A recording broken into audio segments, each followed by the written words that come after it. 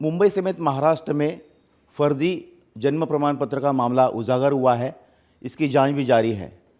इस मामले को उठाने वाले बीजेपी के नेता पूर्व सांसद किरीट सोमैया इस वक्त हमारे साथ में हैं। सोमैया जी, ये मामले की शुरुआत कहाँ से हुई, कैसे आपको पता चला, कैसे मामला उठा?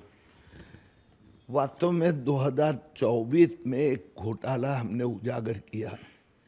जो वोट जिहाद का जो प्रचार हो रहा था, उसके लिए मालेगांव के बेनामी अकाउंट में सैकड़ों करोड़ रुपया है। उसमें से 379 करोड़ 379 करोड़ ये वोट जिहाद, लव जिहाद, लैंड जिहाद, SIR, जिसमें फिर हमने थोड़ी जांच करने के बाद में ध्यान में आया कि महाराष्ट्र में 3 लाख फर्जी जन्म प्रमाण पत्र दिए गए, जिसमें 55 जगह पर FIR भी हुई है, 42 शहरों में। अब मुंबई का घोटाला, तो गए 7 महीने से हम प्रयत्न कर रहे थे। 87,226 87,226 डुप्लीकेट जन्म प्रमाण पत्र दिए गए। और यह गैर कानूनी तो था ही, लेकिन इसमें भी और जानकारी है कि 10,226 ये घोस्ट आइडेंटिटी यानी बेनामी व्यक्ति को दिए गए। वो व्यक्ति है ही नहीं।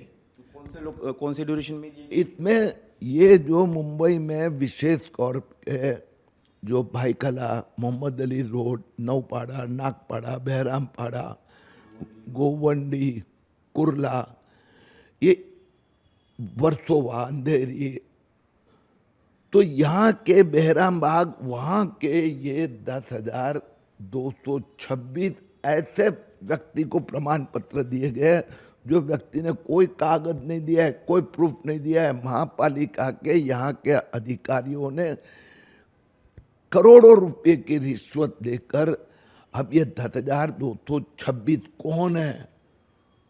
वो बांग्लादेशी है या स्लीपर सेल के है, वो उसकी जांच SIT पुलिस करेगी। इस मामले को लेकर आपने कहाँ शिकायत की है? BMC के पास भी ये मामला है?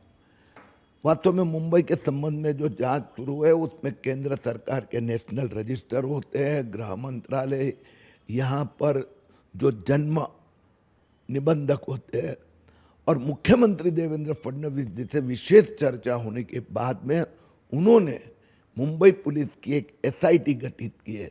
तो एक और महापालिका जांच कर रही है, और बोगस जन्म प्रमाण पत्र बढ़ने की आशंका है।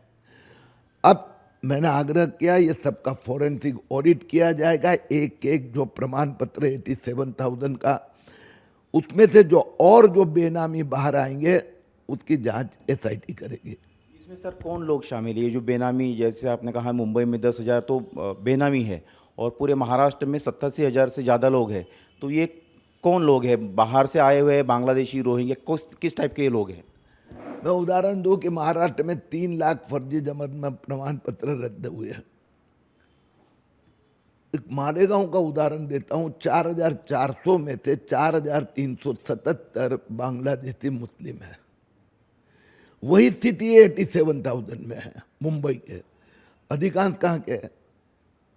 जो गोवंडी, वहाँ के 22,000 है। जो कुर्ला इलाका है, वहाँ के 23,000 है। जो बहराम बाग, जोगेश्वरी, ओसिवरा है, वहाँ के 13-14,000 है। जो भेंडी बाजार, मोहम्मद अली रोड, नागपाड़ा, नौपाड़ा, कामाटीपुरा, उमरखाड़ी, वहाँ के लगभग 15,500 है। तो अधिकांश जो है ये मुस्लिम, उसमें काफ़ी बांग्लादेशी रोहिंग्या भी है जी।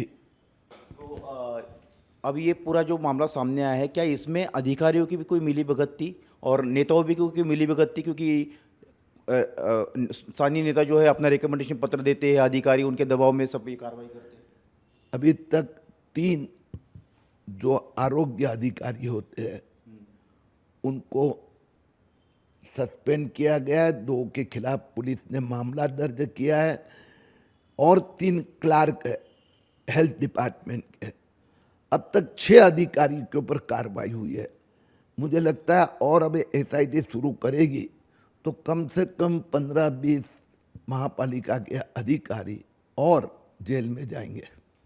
सर, एक तरफ ये आप कार्रवाई कर रहे हैं, सरकार ने एसआईटी बिठाई है, लेकिन जो विपक्ष है, खासतौर पर Congress, NCP, Samajwadi party, MIM या जो बाकी विपक्षी पार्टियां, वो एक तरफ एसआईआर शुरू हो रहा है, एक तरफ ये कह रहे हैं कि हर तरफ से मुसलमानों के नाम काटे जा रहे हैं, बांग्लादेशी रोहिंग्या के नाम पर उनके वोटर को, उनके सपोर्टर को जो है यहाँ से खदेड़ने की ये सरकार की और बीजेपी की साजिश है। इसको राजनीतिक रंग भी दिया जा रहा है।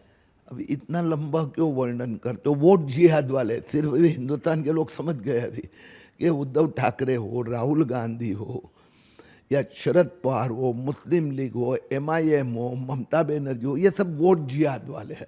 तो ये वोट जिहाद वाले को स्वाभाविक लगेगा, उनको बांग्लादेशी को वोटर की दृष्टि से देखते हैं और हम बांग्लादेशी को देश की सुरक्षा की दृष्टि से देखते हैं। इसी प्रकार से जो एसआईआर में नाम कटे पश्चिम बंगाल में, तो आपने देखा होगा मालदा में 10,000 लोगों ने घेर लिया था 7 न्यायाधीश को। यहाँ पर भी वही स्थिति है। जो कल बांद्रा टर्मिनस में डिमोलिशन हुआ, तो वही उद्धव ठाकरे 1.5 फुट दूर पे रहते आ गए, उनके विधायक लड़ाई करने के लिए। धारावी की मस्जिद अनधिकृत तोड़ने का न्यायालय ने निर्णय दिया, उद्धव ठाकरे खुद आ गए गोल टोपी पहन के।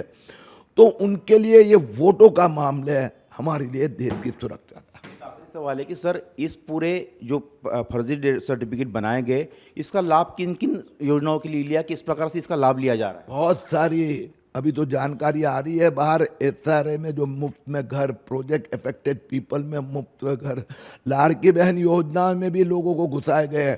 और सबसे बड़ा एसआईआर में ये फर्जी जन्म प्रमाण पत्र का उपयोग करके मतदाता बनना, ये हम होने नहीं देंगे।